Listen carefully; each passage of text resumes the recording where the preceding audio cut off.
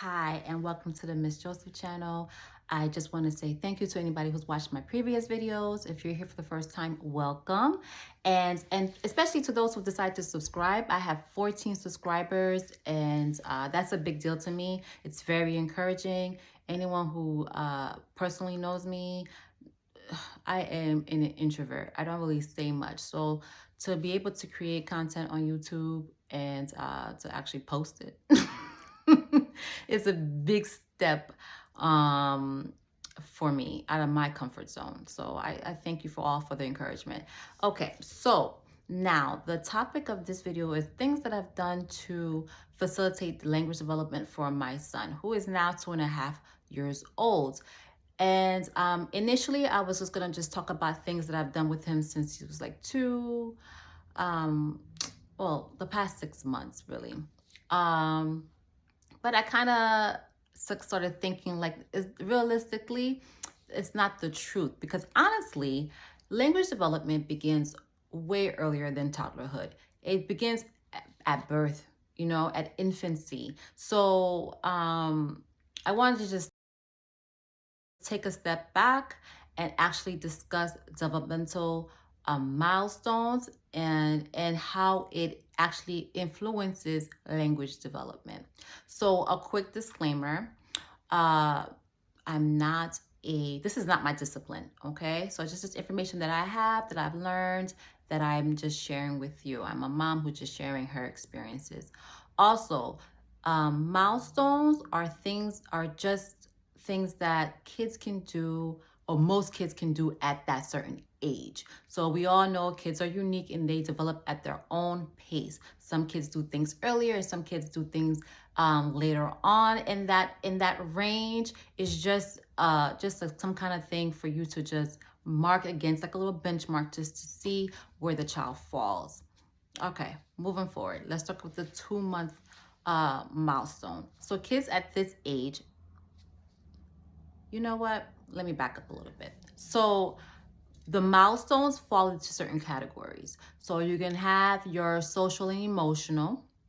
You're going to have your physical.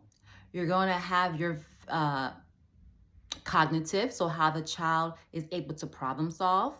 And you're going to have also your language and communications, is what, we ultimately want the kids to be able to speak. So at 2 months, your child should be able to lift up their heads, track your movements with their eyeballs, start cooing, and also be able to react to sounds around them. So if they hear your voice, do they turn their head to that sound?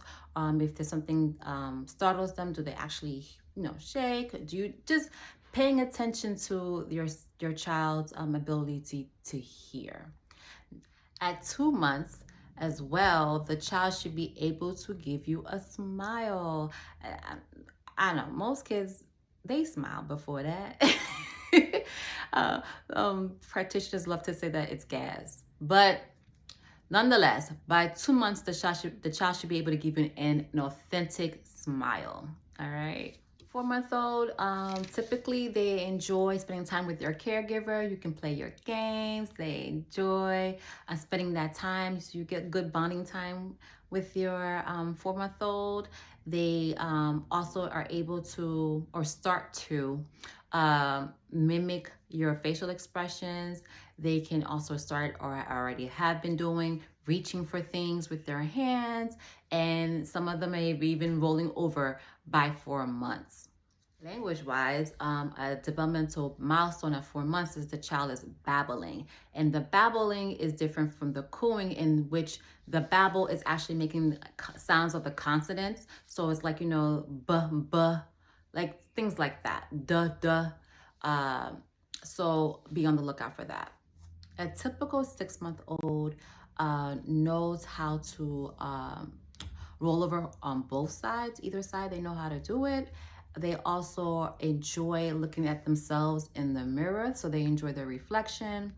They are also they may not, of course, they're not saying their name, but they know how to recognize their name, and they may respond to their name at 6 months old. And also the vowel sounds comes in around that time. So the babbling that was just the consonants at 6 months, at 4 months, but at 6 months, they should be able to or start doing like the long A's and the long E's sounds. So at 6 months, things that could be of great concern would be the child has not doubled its birth weight. There's no good eye contact, I should say. There's no real affection that the child's giving you as the caregiver. Also, there isn't good hand to mouth coordination, and the vocalization is not there in the way that you would expect it to be. And even like there's not even like a lot of squealing or giggling or stuff like that. So I want to discuss here, I will just take a break from moving on to the other milestones, is just that to discuss having a good pediatrician. So I know we think of pediatricians, of course, for the health of the child, but also the development of the child is very, very important. And it's important to find a pediatrician that can pick up and know to ask you these questions, okay? If you're pregnant, ask around, ask for your referral, ask for your good friends, who they would recommend and who they wouldn't recommend, okay?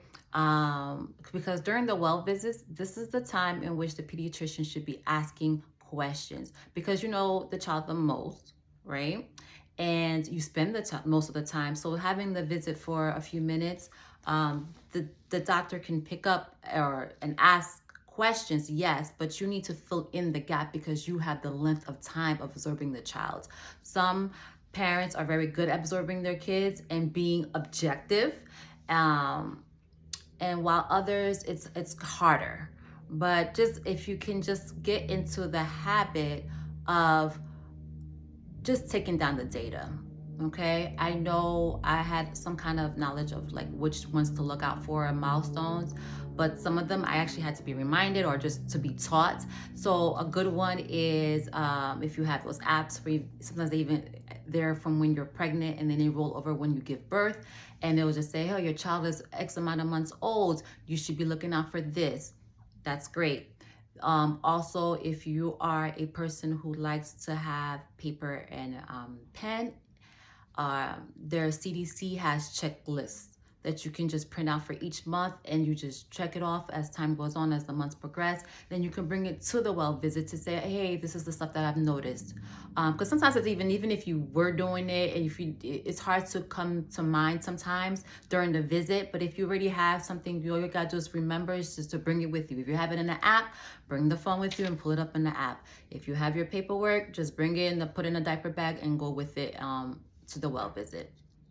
Okay, and by 9 months old, most kids, they're enjoying a good game of peekaboo. And they are able to move things from one hand to the other.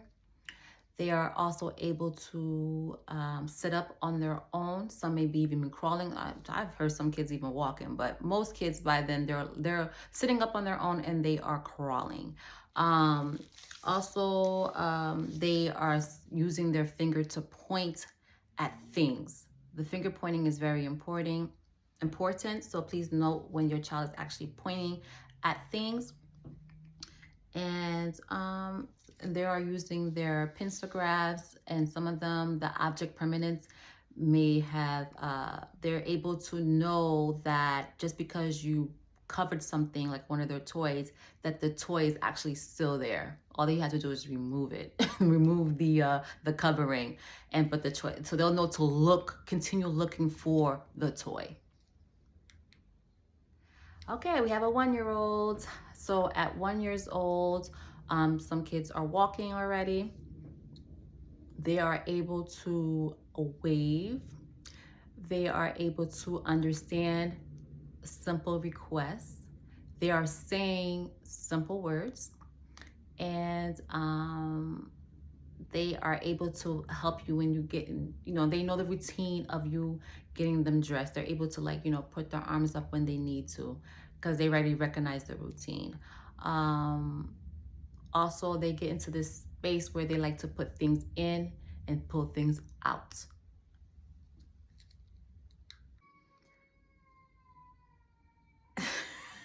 You hear the baby in the background, right? Okay. All right, so I covered some of the milestones for the first year of life.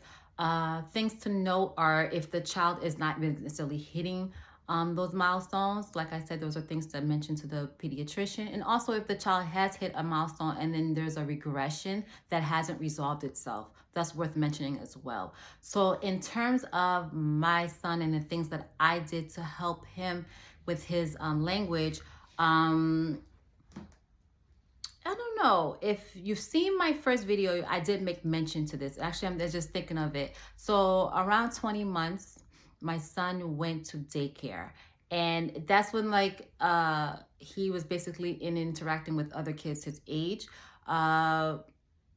Before then, he's just the only kid in the house. Okay, small kid in the house. So his dad noticed that, hey, he's not speaking as much as the other kids. Come to find out, though, the kids were older than him. He was like one of the youngest in that classroom. However, it did prompt me to say, you know what, let's work on language with him.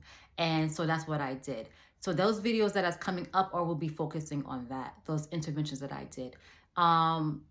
Also, I also want to discuss that there are 11 pre-linguistic skills. There's a woman on Instagram. I don't recall her name at the moment, but she is very knowledgeable. She's a speech language pathologist. She gives a lot of her time on YouTube, and she also has a podcast. And I will link her information below. And that if you want to follow her, she goes through all these pre-linguistic skills that are basically things that are prerequisites that will ensure that if they're done and if they're done or they're reached, that the child should be able to really speak well. So I'm gonna just talk about a few things. I don't want to make this video much longer than what it is. A few things, some salient points of what I did with him in like the 20-month mark, to just see that what he was doing with these prerequisite things that she was talking about. So first of all, I wanted to see how he interacted with not just me and his dad, but like other people, like his grandparents, our friends, or people who come and speak to him and say, hi, how are you? What's your name? Is he really engaging? Is he looking over them? Is he trying to figure out what they're trying to say to him? These are all things. How does he play with his toys? Is he using the toy the way it's supposed to be used? Now, granted, there are toys that I give him that he don't know what to do with them just yet, because he has to learn. But after the learning curve is over, is he using the toy appropriately? That's important. I want to also notice, I took note of if his attention span was increasing as time went on. And also, was he able to follow directions, especially in the 30-month mark? Was he able to follow directions without me giving the cues of my gestures? So what I would actually intentionally do is move my hands, because I like to talk with my hands, and just tell him a direction. Oh, pick up the toy and put it on the table, and see if he's able to make sense and comprehend of what I am saying to him, and if he's able to follow. So I will make another video, like I said, about the interventions that I did. I don't know if they're going to be more than one video, because I did do a lot of things. But if you want, feel free to send a request. Please like the video if you actually liked it and feel as though it was good. Share, please. These are all encouraging things. Send it to anybody you feel as though who could benefit from this information. And I will also link the CDC website that has the checklist for the milestones. So, if somebody wants to have them, print them out and have them at their, use them so they can either bring them to their pediatrician or have them as a keepsake. Those are also there. And there's also an app I believe that they have as well. So thank you for watching. I do appreciate it. Until next time.